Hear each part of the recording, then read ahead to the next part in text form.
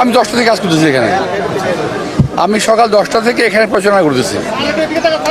আমার ওখানে যাওয়ার কথাই নাই আমার এখানে। আমি 5টার দিকে যাবো, যেতে পারি। আরও যদি ওখানে কী হয়েছে আমি জানি হতো না কী হয়েছে।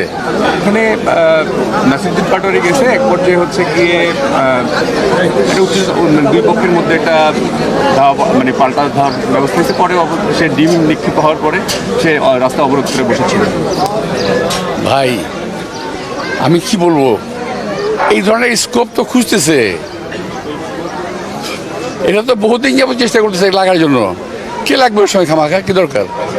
প্রয়োজন নাই তো। আমার কোনো ঝগড়া করার প্রয়োজন আছে? আমার ঝগড়ার রেকর্ড আছে। আমি বহুদিন এর আগে ইলেকশন করি, ফ্রম 1977, আজকে থেকে না। আমার কোনো রেকর্ড নাই যে কোনো প্রতিপক্ষের সঙ্গে আমার কখন সংঘর্ষ হয়েছে, কেউ ঝগড়া হয়েছে। That is no record.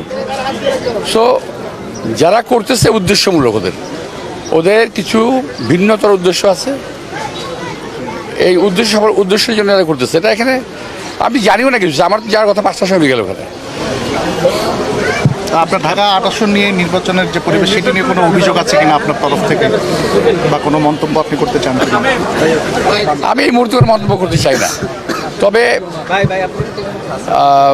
Dhaka 8 আসনে কিছু কিছু জায়গায় ভোটিং সেন্টারের সমস্যা আছে। মানে যেমন রেলওয়ে স্কুলে দেখলাম আমি, ওখানে আন্ডার কনস্ট্রাকশন বিল্ডিং, ওখানে ওই সেন্টার করছে, বাট ওখানে ভোট দেওয়া পসিবল না। ওখানে একটা ব্যবস্থা করা দরকার সরকারের, কর্তৃপক্ষের। আর এছাড়া পরিবেশ এখন মধ্যে ভালোই আছে।